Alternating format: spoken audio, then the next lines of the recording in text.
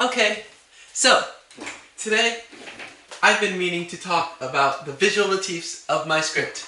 Now, there are several dozens of them, but fuck.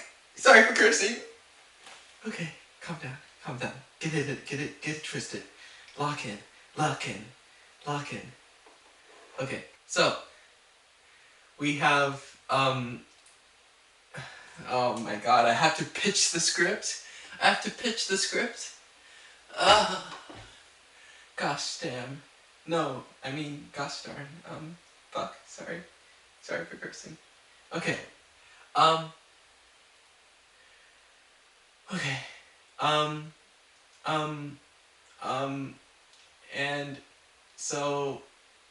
And imagine a world where your mental illness determines your mana capacity. Now, if you don't know what mana means, it's your magic power, okay? So, imagine the severity of your mental illness directly correlates with how strong you are at performing magic. Now imagine your magic is entirely useless because if you have extreme mental illness, you can only really direct it to so many. It's not on screen. I'm deleting it. I should zoom in. Like fish in the sea, I swim. Okay.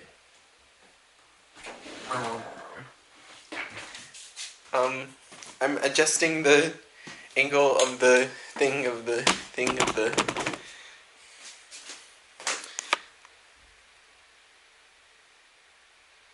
Okay. Cool. I wonder if I have a view of this. Oh wait, I can turn on the light.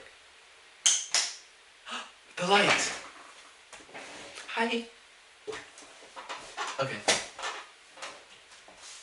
So, we have the majority of them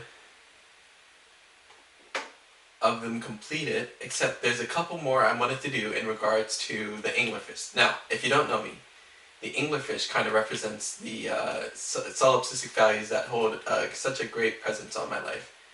Let me explain.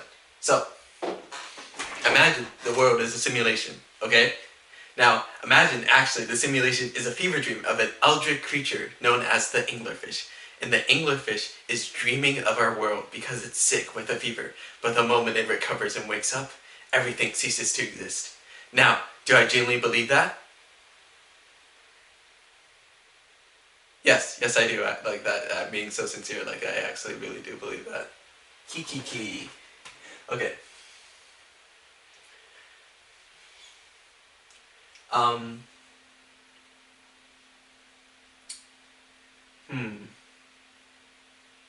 Okay. So the main visual motif of my hang on, let me highlight these. Make them teal. Like fish in the sea, I swim. In essence, the main sort of thematic depth of my script, it revolves around interpersonal relationships and the depth of human connection. And so I try to represent this with like a multitude of different things, but it all kind of boils down to stars. And I realized that I've had such a huge influence from Starless World 2 by Safe FW that it's kind of taken over my psyche to the point where like it's living in the fever dream, living if I'm even living. I have never related so deeply to a piece of art that has like really embodied my soul in a way that as if it's so powerful. And I'm not doing justice to the amount of care and love that I have for the piece, and I'm gonna cry. I'm gonna internally cry. Oh, I'm crying out authentic tears. The truth about me and the truth about you, 'cause you're a brand new species. Space cat, space Nazis. Robert Stack, god damn it, gonna snap. let's organize them a bit. So the things closest to stars are the thing that represent the closest proximity to interpersonal relationships. So, for example, we have fish.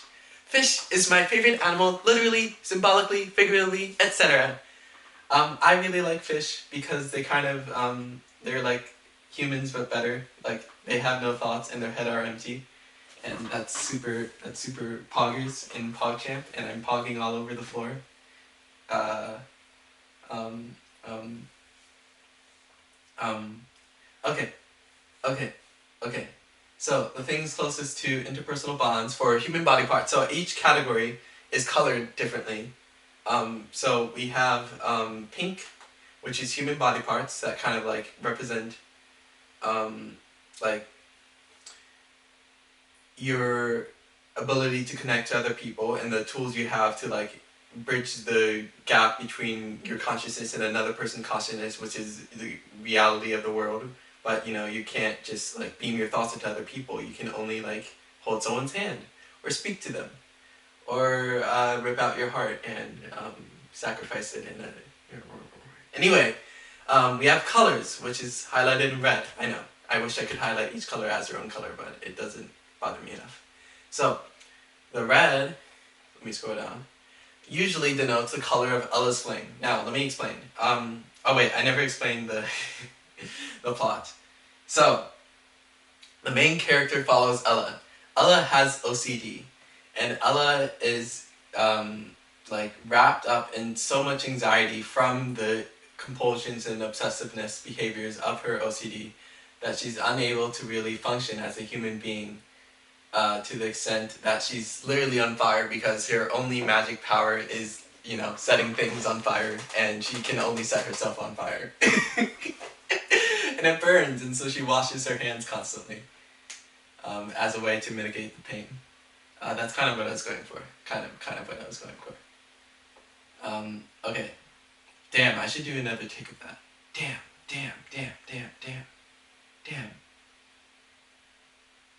Okay. So orange is fish. There's so many fish I haven't even listed yet, but like, oh, I forgot to mention white is miscellaneous, and also like numbers and symbols and like other. Yellow is things that personify the characters that are on. So self-cannibalization, for example, is another character named M. M is omniscient. No, I fucked it up. Yellow is a personalization of certain traits that other characters have regarding their magic power. Now, yellow represents... What am I doing? Oh my god. I should adjust the video again. What can I say when the truth comes out of my very own mouth? I've been working on a unified theory. If I make it through tonight, everybody's gonna hear me out. Dun dun dun dun dun dun dun dun dun dun dun dun dun dun dun. Okay.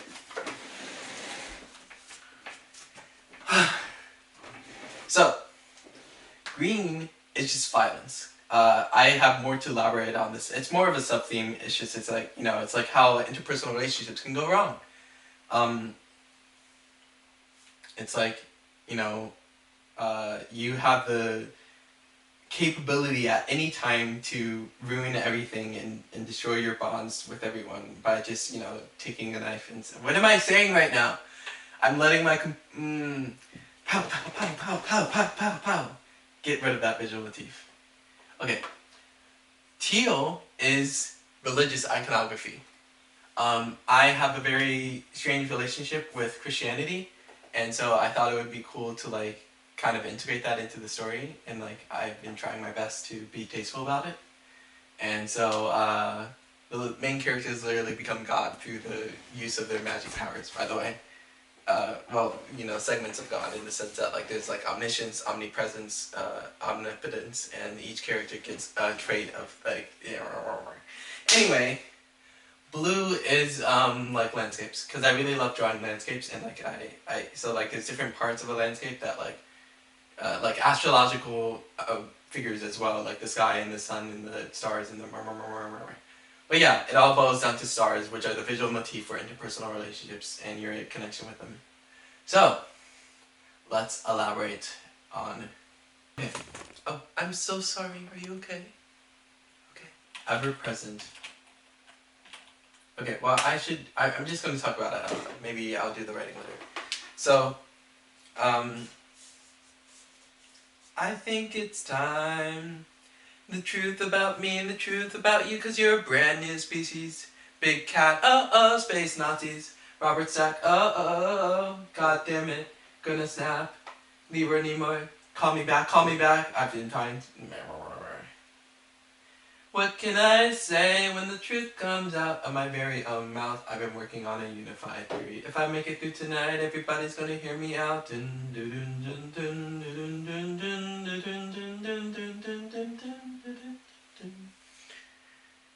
On your touchstone telephone.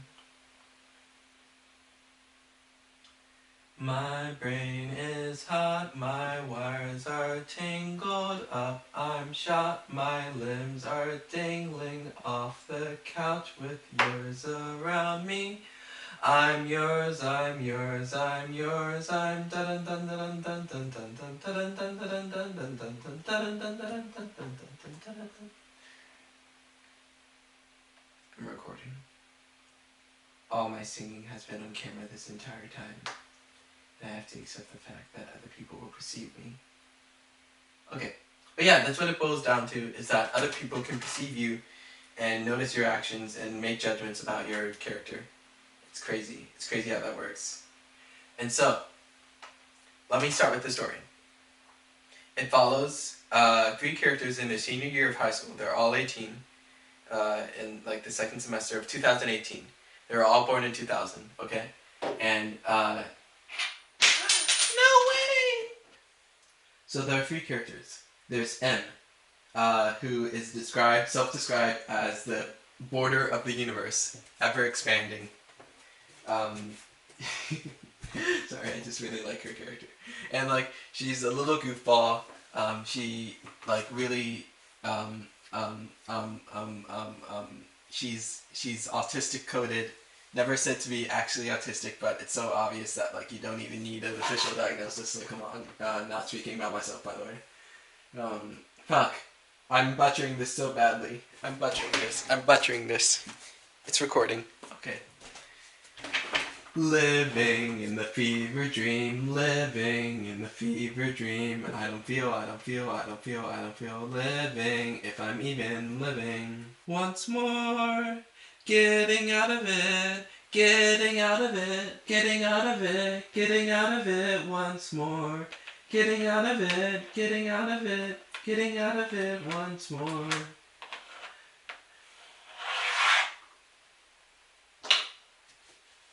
Okay. You know what? Change of plans. We're actually going to delineate each. Okay. So,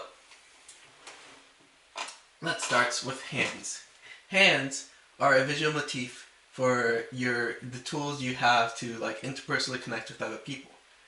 They are the like #1 form of physical contact they usually have with another person, whether that be through like handshakes or like touch or like physical contact or murmur.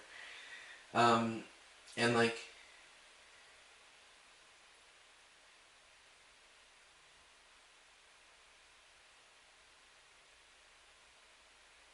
I no more yearn for the starless one. Eyes. Eyes are similarly a tool to see other people, and they kind of represent the intimacy of eye contact. When I try to make eye contact with people or the camera, it feels like I'm being observed, and it's scary, and it makes me feel nervous. Brain and blood beneath that skin, wonder if this body's real. No one to prove my existence, but glass of water in my hand. So, eyes are a medium, a sensory input. Like the sight of someone can provoke so many different like reactions, and so it's just like a way to kind of acknowledge another person's existence at the base level.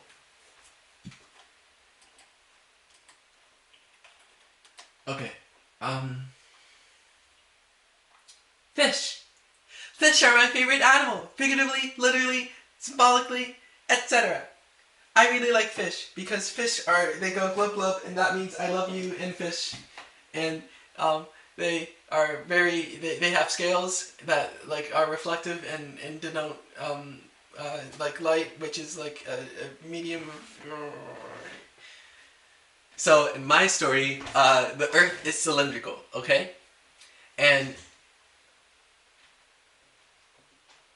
okay, let's rapid fire because my camera's running out of battery. Fire. So, fire represents anxiety. I has a lot of like different. I can't express myself in a way that articulates in my thoughts in a way that's really positive and cool and. I'm content with my place in the universe this time. 23. The number 23 represents M's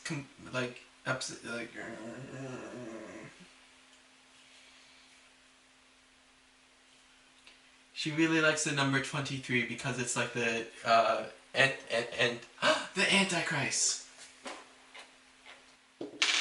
A herring is a distraction. The opening scene has a red herring, literally red, fly over the city, and it explodes into a fucking black. I'm sorry for cursing. I'm sorry. It explodes into a freaking black hole. And that's it. That's the end of the scene. It is never mentioned again nor acknowledged. It's just a distraction because it's like a logical fallacy. The name of the logical fallacy is red herring, and the herring is a distraction.